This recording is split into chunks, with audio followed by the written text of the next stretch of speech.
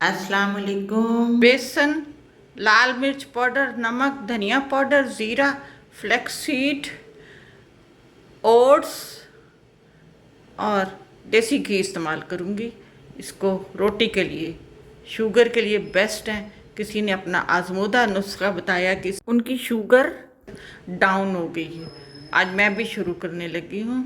तो साथियों, रोटी बनाते हैं। जो डायबिटिक है मेरी तरह, आइए रोटी बनाते हैं। मैंने ओट्स को और फ्लेक्स सीड को ग्राइंड करना है, इसका पाउडर बना लेना है, हल्का सा पाउडर बना लेना है।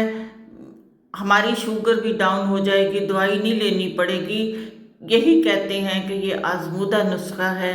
आइए हम सब बनाते हैं। इसको पाउडर फार्म में कर लें। ग्राइंड किया, इसको मैंने यहाँ रख दिया। ये 1.5 सर्विंग स्पून मैंने ओट्स लिए थे, सर्विंग स्पून 1.5 ओट्स के थे।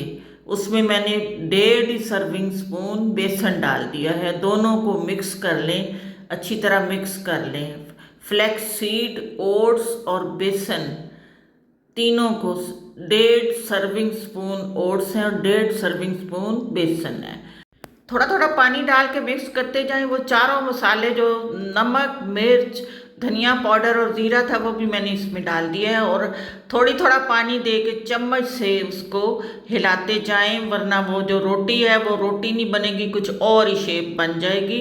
आपने वो बेसन और ओट्स की रोटी बनानी है, उसके लिए आपको चम्मच से थोड़ी थोड़ी फुटकियाँ हैं तो उनको ठीक करती जाएं और थोड़ा थोड़ा पानी मिलाती जाएं। और बैटर को ना सख्त करना है, अभी सख्त है, ना सख्त करना और ना बहुत ढीला करना है, ताकि रोटी सही फॉर्म में बने। और ये रोटी आपको कितनी देर तक भूख नहीं लगेगी, पेट भी भर देगी और आपकी शुगर को भी कंट्रोल करेगी। ये उसकी फ़ायदेमंद है, बहुत ज़्यादा कॉन्स्टिपेशन भी नहीं होगी। ऑयल में देसी घी डालें और घी को थोड़ा सा पिघलने दें। इसमें आप तिल डाल सकते हैं। इसमें मैंने तिल शामिल कर दिए। तिल से रोटी का जायका और टेस्ट हो जाता है। घी पिघल गया है और तिल का कलर हल्का सुनहरी हो जाए तो पता चल जाएगा कि घी तैयार है रोटी पकाने के लिए। आप इसमें इसको फैलाएं और चम्मच से इसको पूरा फैलाते जाएं, बल्कि फ्राइंग पैन को हिलाएंगे, उसको खुद भी हिलाएंगे तो वो रोटी फैलती चली जाएगी। हल्की आंच पे पकाना है। बेसन है, ओट्स है, इसको हल्की आंच पे पकाना है और ये रोटी आपको दिन भर भूख नहीं लगने देगी। एक मुकम्मल ग़िज़ा है, एक मुकम्मल ग़िज़ा है। मेरी बहनें जो डायबिटिक हैं, मैं भी आज से ये रोटी खाना शुरू किया है। आप भी मेरे साथ इस नुस्खे को आजमाएं, आपकी दवाइयाँ छूट जाएंगी, इंसुलिन के टीके छूट जाएंगे। I hope so.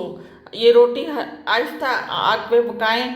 आप चाहें तो ऑमलेट बना के इस रोटी के ऊपर वो रोटी भी रख के और इसको फोल्ड करके भी खा सकते हैं, अगर आप खाली रोटी नहीं खाना पसंद करते। लेकिन रोटी देखने में भी बड़ी अच्छी लग रही है और खाने में भी बहुत अच्छी होगी। तो आप लोग भी ज़रूर इसको ट्राई करें। अगर मेडिसिन छूट सकती हैं और आजमूदा नुस्खा हमारे भी काम आ सकता है तो हम क्यों ना इससे फ़ायदा उठाएं।